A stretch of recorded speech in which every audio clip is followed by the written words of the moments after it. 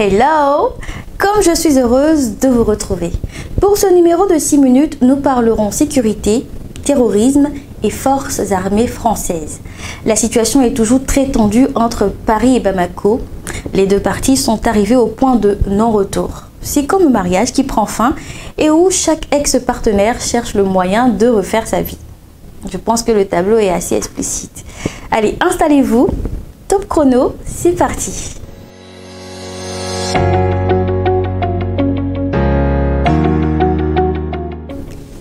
Il y a quelques semaines encore, l'idée que la force Barkhane quitte définitivement le Mali était balayée aussi bien à l'Élysée qu'au ministère français des Armées.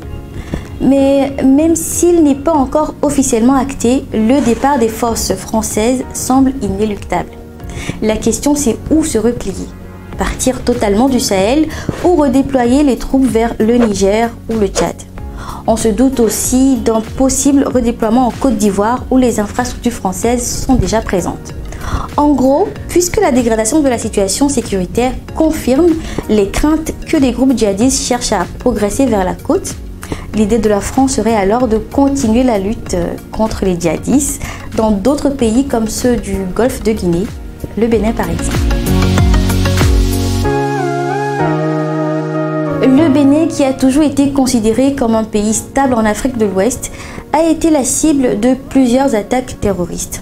Un bilan du gouvernement béninois a révélé qu'au moins 9 personnes, dont un Français, sont mortes et plus d'une dizaine blessées après 3 attaques à la bombe artisanale dans le parc W. Le parc W est situé au nord du pays et s'étend également sur le Burkina Faso et le Niger.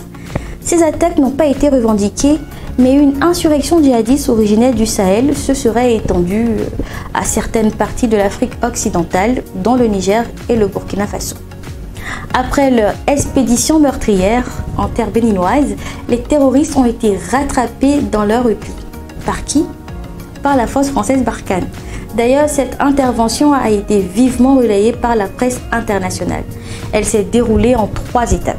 Je vous fais un résumé de la description faite par l'état-major de l'armée française. D'abord, le communiqué précise que l'intervention a eu lieu sur sollicitation des parties béninoises et burkinabées qui partagent la zone frontalière avec le Niger.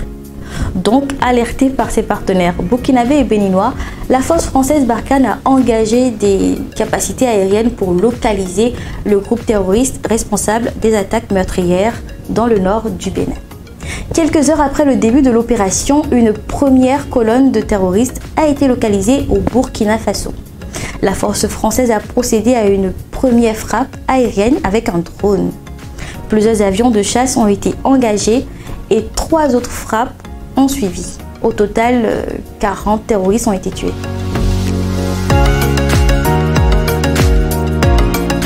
Ce n'est pas nouveau, l'ancienne puissance coloniale est accusée pêle-mêle de faire et défaire les pouvoirs en Afrique, de maintenir les pays sous sa tutelle économique et d'être inefficace quant à la lutte contre le terrorisme. Avec cette opération, fortement revendiquée par l'armée française, la France semble vouloir prouver que son inefficacité décriée en Afrique n'est nullement due à une quelconque faiblesse de son armée. Mais Barkhane, devenu indésirable, se cherche de nouvelles bases dans la sous-région ouest-africaine et ce succès pourrait lui permettre de plaider sa cause auprès des pays de la côte. Selon les informations de Europe 1, la France est à la manœuvre des échanges diplomatiques avec les pays européens et ouest-africains afin de transformer l'opération Barkhane. La question devrait être abordée lors du sommet Union européenne-Union africaine qui se tient à Bruxelles du 17 au 18 février 2022. Au terme de ce sommet, les deux parties devront adopter une déclaration conjointe pour une vision commune de leur collaboration d'ici 2030.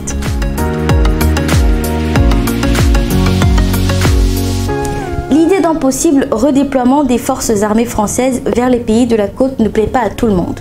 Sur Internet, les activistes tirent la sonnette d'alarme et dénoncent une supercherie. Pour eux, Barkhane est une force d'occupation qui ne cherche qu'à établir des bases permanentes. Pourquoi est-ce seulement maintenant que le Mali a donné des coups de pied pour bouter l'armée française hors du Sahel que Barkhane est devenu si intraitable avec les terroristes?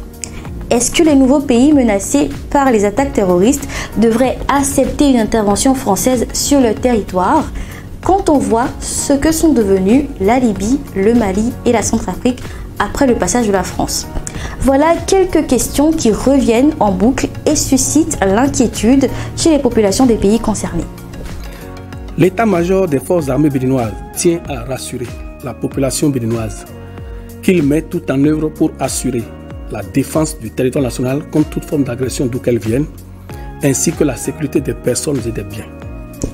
À partir des leçons apprises ces dernières années dans la lutte contre le terrorisme au Sahel, il est important que la stratégie militaire soit coordonnée.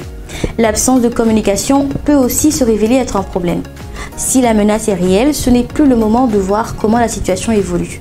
Il faut agir maintenant et ne pas forcément compter sur l'ancien colon. Parce que visiblement, la France semble plus vouloir sauver Barkhane que les territoires menacés par les djihadistes. C'est difficile d'être complète sur un sujet aussi vaste, mais j'espère avoir résumé le nécessaire. Laissez des commentaires et abonnez-vous si vous n'avez pas encore rejoint la team Kayamaga. On se retrouve jeudi prochain. À bientôt!